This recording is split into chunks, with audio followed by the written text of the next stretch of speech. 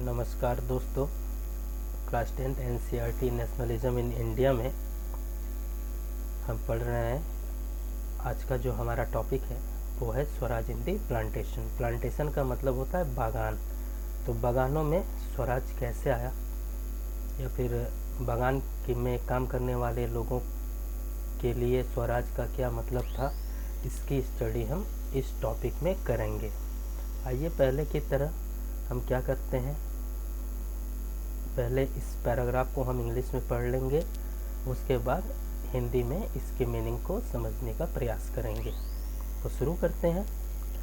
Workers too had their own understanding of Mahatma Gandhi and notion of Swaraj.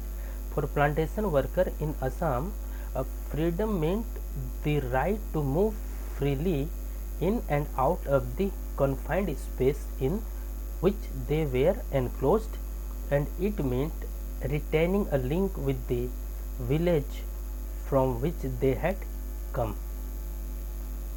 Under the Inland Emigration Act of 1859, plantation workers were not permitted to leave the tea gardens without permission, and in fact they were rarely given such permission.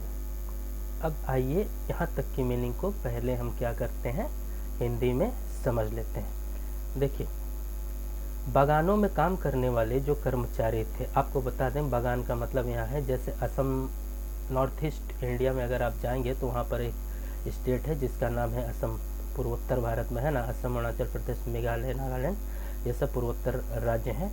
तो असम जो है विश्व भर में चाय के उत्पादन के लिए जाना जाता है, और दुनिया में सबसे ज़्यादा चाय का जो प्रोडक्शन होता है वो असम स्टेट से ही होता है। तो असम का जो वो असम में जो चाय की खेती होती है उसे बागान कहते हैं, चाय का बागान कहते हैं। तो कहने का मतलब ये है, गांधी जी का जो स्वराज का नारा था, वो जो वर्कर्स काम कर रहे थे, मजदूर काम कर रहे थे, उनके लिए स्वराज का अपना एक अलग मतलब था, उनकी समझ अलग थी बिल्कुल, ठीक है। और प्लांटेशन वर्कर्स जो थे, असम में काम करने वाले जो बागान के मजदूर थे, उनके लिए आज़ादी का मतलब था कि उन्हें ये अधिकार मिल जाए कि वो फ्री हो करके, बिल्कुल आज़ाद हो करके उस बंद क्षेत्र से बाहर निकल सकें जहाँ पर उन्हें ला करके ज़बरदस्ती बंद कर दिया गया था, काम करवाया जा रहा था उनसे, वो उस क्षेत्र से बाहर निकल सकें और वो अपने उन गाँवों में वापस लौट सकें जहाँ से उन्हें लाया गया था। इसका मतलब ये था कि असम में काम करने वाले जो मजदूर थे, वहाँ के चाय के बागान में काम करने वाले जो मजदूर थे, उन्हें जो है उनके गांव से उठा करके बागान में काम करने के लिए लाया गया था, और ले करके इन्हें क्या किया गया था, एक मतलब निश्चित एरिया में उन्हें बंद कर दिया गया था। बंद करने का मतलब क्या है, उन्हें एक एरिया में जैसे होता है ना किसी को कैद करके रखना, उस हिसाब से जो है उन पर दबाव बनाया गया था कि आप इस एरिया के अंदर ही रहेंगे, यहाँ पर काम करेंगे, खाएंगे पिएंगे, यहाँ पर पड़े रहेंगे और इस एरिया से बाहर नहीं निकलेंगे। ब्रिटिश सरकार ने ऐसा कुछ कर दिया था असम के बागानों में काम करने वाले मजदूरों के साथ। तो था क्या ये चीज़, आइए इसको अच्छे से और जान लेते हैं। Under the inland emigration act of 1859, plantation workers were not permitted to leave the tea gardens without permission, and in fact they were rarely given such permissions.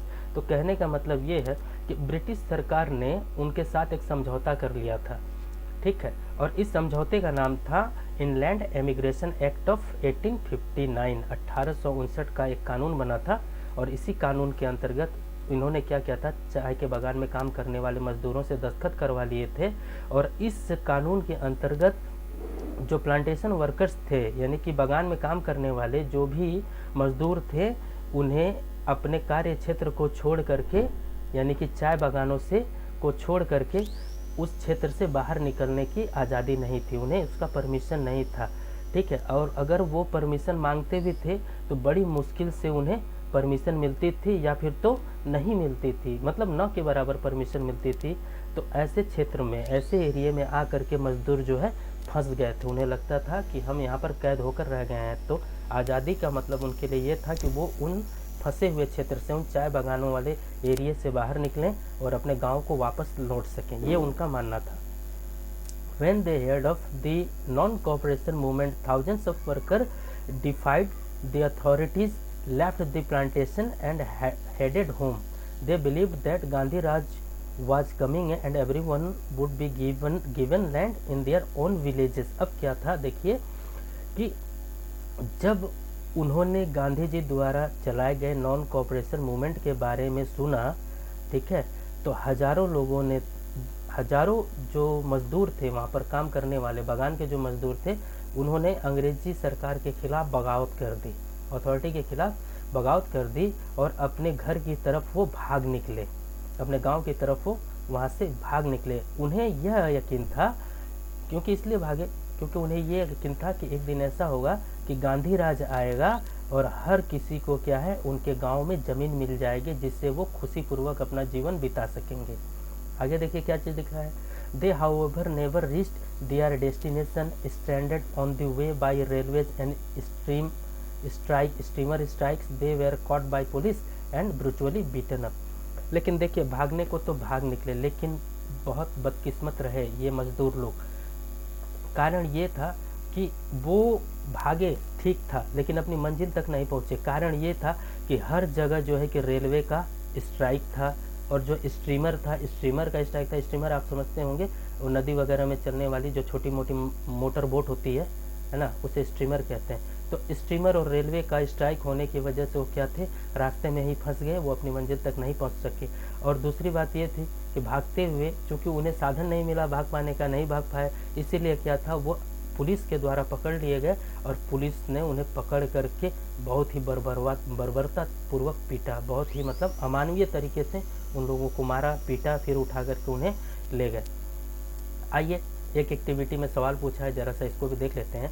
Find out about other participants in the national movement who were captured and put to death by British. Can you think of a similar example from the national movement in Indo-China? Chapter 2 देखिए, chapter 2 में Indo China movement पढ़ाया गया है ना, Indo China national movement पढ़ाया गया है। तो यहीं पे एक सवाल पूछा है कि क्या आप कुछ ऐसे मूवमेंट करने वालों के नाम बता सकते हैं जो ब्रिटिश सरकार के द्वारा पकड़े गए थे, मतलब ऐसे आंदोलनकारियों के नाम बता सकते हैं जो ब्रिटिशर्स के द्वारा पकड़े गए थे और उन्हें मौत की सज़ा सुनाई गई थी। ठीक है, तो अगर आपको पता हो तो आप इसका जवाब ज़रूर लिखिएगा।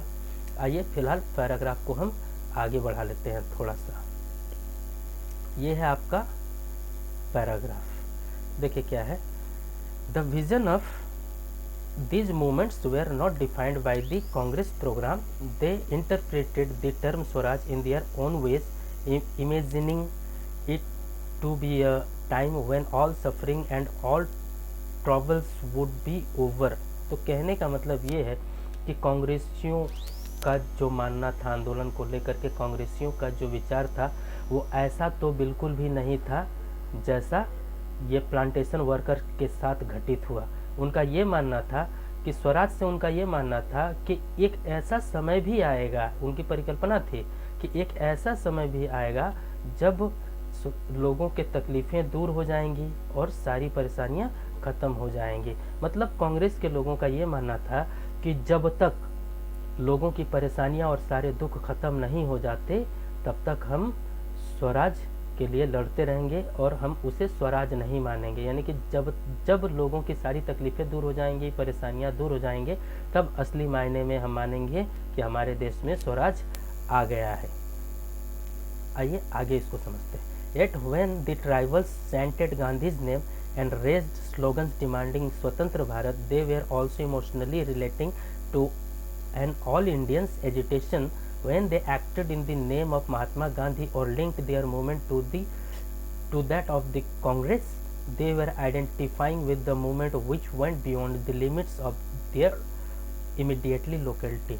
तो क्या था, जब कभी भी जो आदिवासी थे वो गांधी जी का नाम सुनते थे और उनके नाम का प्रशंसा करते थे, ठीक है ना, तो वो क्या करते थे, गांधी जी के नाम के साथ ही वो स्वतंत्र भारत का डिमांड भी करते थे।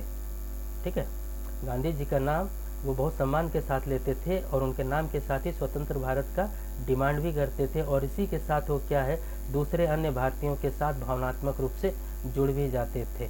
तो गांधी जी के नाम का लेकर के जब भी वह कोई कार्य करते थे या जब भी किसी आंदोलन में वो हिस्सा लेते थे जो कांग्रेस के द्वारा चलाया जा रहा था, तो अपनी लोकेलिटी वाली पहचान को भूल करके, वो ये भूल करके कि हम एक आदिवासी समूह से आते हैं, ये बात भूल करके वो पूरी तरह से संपूर्ण भारतीयों की तरह व्यवहार करते थे, और या फिर आप कह सकते हैं कि पूरे भारतीय समाज में वो मिल जाते थे। तो फ्रेंड्स नीचे एक तस्वीर है, आइए इस तस्वीर को बता देते हैं आपको। देखिए ये है तस्वीर चौरी चौरा की, गोरखपुर ज़िले में पड़ता है उत्तर प्रदेश में, और इसका एक छोटा सा डिस्क्रिप्शन यहाँ पर लिखा हुआ है, ठीक है। ये चौरी चौरा की तस्वीर है 1922 की, और इसके बारे में लिखा है at Chauri Chaura in Gorakhpur a peaceful demonstration in bazaar turned into a violent clash with the police.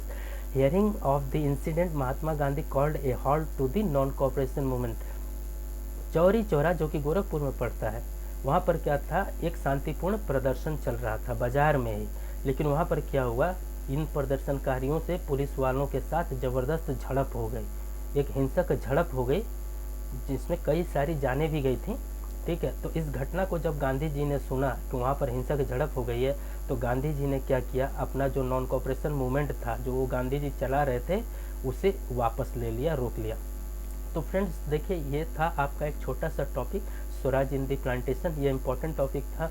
और इस टॉपिक के बाद जो है हम आपको नेक्स्ट वीडियो में हम स्टडी करेंगे किसकी, टुवर्ड्स सिविल डिसोबीडियंस की, और कोशिश करेंगे इस पूरे टॉपिक को ही हम फिनिश कर लें, इसको कंप्लीट करेंगे। वीडियो थोड़ा सा लंबा बनेगा, थोड़ी सी टाइमिंग लगेगी, तब तक के लिए पढ़ते रहिए, तैयारी करते रहिए। नमस्कार।